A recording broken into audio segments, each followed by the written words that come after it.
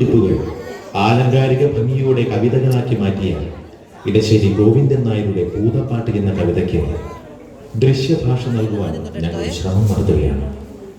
മധ്യ കേരളത്തിൽ, പ്രത്യേകിച്ചും പാലക്കാട് ജില്ലയിൽ പ്രചാരത്തിലുള്ള പൂതൻ കളിയുമായി ഒരു ഐതിഹ്യ ബന്ധം ഭാവനയിൽ വാർത്തെടുത്തതാണ് ഈ ദൃശ്യശില്പം.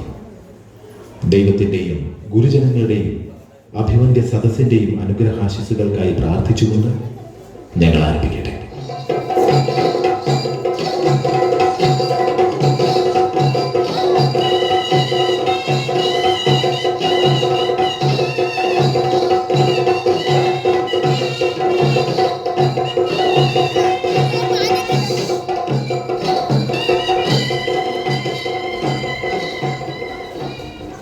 എന്തിനാ മുത്തശ്ശി ഇതെല്ലാം? ഇന്ന് പൂതൻ വരണ ദിവസല്ലേ? പൂതനോ? അതെന്താ സാധനം?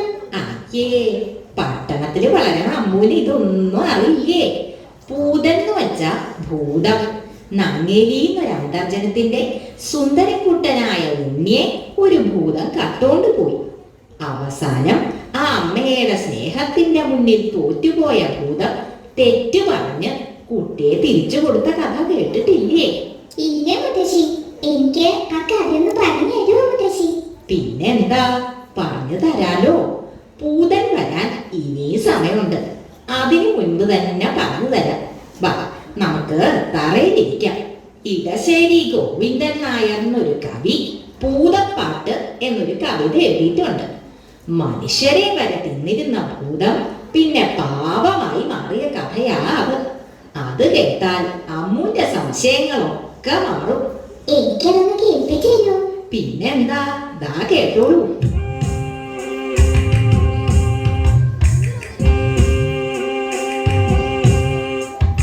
ആറ്റിൻവക്കത്തെ മാളിക വീട്ടിലെന്നാറ്റുനോറ്റിട്ടൊരുണ്ണി പിറന്നു. ഉണ്ണിക്കരയിലേക്കിങ്ങിനി പൊന്നുകൊണ്ടുണ്ണിക്കു കാതിൽ കുടക്കടുക്കൻ. പാപ്പ കൊടുക്കുന്നു, പാറു കൊടുക്കുന്നു, പാവ കൊടുക്കുന്നു നങ്ങേരി. കാച്ചിയ മോരൊഴിച്ചൊട്ടി വടിച്ചിട്ട് കാക്കേ പൂച്ചേ പാട്ടുകൾ പാടിയിട്ട് മാനത്തമ്പിലി മാമനെ കാട്ടിയിട്ട് മാമു കൊടുക്കുന്നു നങ്ങേരി. താഴെ വെച്ചാലും ഭരിച്ചാലും തലയിൽ വെച്ചാൽ തേനരിച്ചാലും തങ്കക്കുടത്തിനെ താലോലം പാടിട്ടു തങ്ക കട്ടിലിൽ പട്ടു വിരിച്ചിട്ട് തണുതടെ പൂന്തുട കട്ടിയുണക്കിട്ടു ചാഞ്ഞുമയങ്ങുന്നു നങ്ങേരി.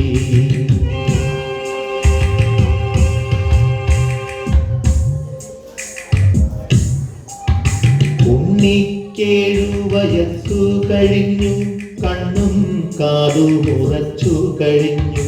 പള്ളിക്കൂടത്തിൽ പോയി പഠിക്കാനുള്ളി കൗതുകമേറിക്കഴിഞ്ഞു. അങ്ങനെ നങ്ങേലി ഉണ്ണിയെ സ്കൂളിൽ ചേർത്തു. ദിവസവും ഭംഗിയിലൊരുക്കി സ്കൂളിലേക്ക് പറഞ്ഞയക്കും. ഉണ്ണി പോണത് നോക്കി ആ അമ്മ സന്തോഷത്തോടെ അങ്ങനെ നിൽക്കും. ഒരു ദിവസം ഭൂതം ഉണ്ണിയെ കണ്ടു. ഹായ്, ഏതൊരു ഭംഗിയുള്ള കുട്ടി! ഭൂതാണേലും അവളൊരു സ്ത്രീയല്ലേ? ഭൂതത്തിന് തോന്നി ഉണ്ണിയെ തന്റെ കുട്ടിയായിട്ട് വളർത്തിയാലോന്ന്. അതെന്ത് ചെയ്തുന്നോ?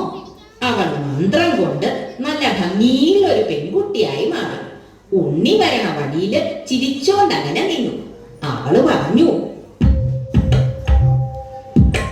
പൊന്നുണ്ണി പൂങ്കരളെ പോന്നണയും പൊൻകതിൽ ഓലയെഴുത്താണികളെ കാട്ടിലെറിഞ്ഞിങ്ങണയൂ. കാട്ടിലെറിഞ്ഞണയുകിലോ കലഹിക്കും ഗുരുനാഥൻ. പൂത്തമര ചോട്ടിലിരുന്നൊളിനെയും പെൺകൊടിയേ.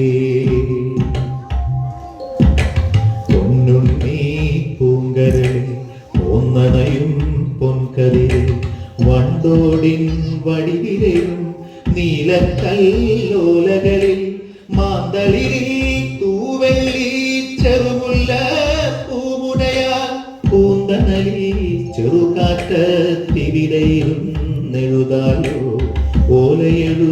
താണികളെ കാട്ടിലെറിഞ്ഞിങ്ങണയൂ. പൂത്തമരച്ചോട്ടിലും ഒളിനെയ്യും പെൺകൊടിയെ പോലെയെഴുത്താണികളെ കാട്ടിലിതാ ഞാൻ കളവൂ, കാട്ടിലിതാ ഞാൻ കളവൂ. എഴുത്താണി ഇരുമ്പല്ലേ, അതങ്ങട് കളഞ്ഞപ്പോ ഭൂതത്തിന് സന്തോഷായി. സ്കൂളിൽ പോണ്ടല്ലോ ഓർത്തപ്പോ ഉണ്ണിക്കും സന്തോഷായി. ഭൂതം സ്നേഹത്തോടെ ഉണ്ണിയെ അവളുടെ പാറമടിയിലേക്ക് കൂട്ടിക്കൊണ്ടുപോയി. പാവ അമ്മ ഉണ്ണിയെ കാണാതെ സങ്കടപ്പെടുണ്ടാവും അല്ലേ?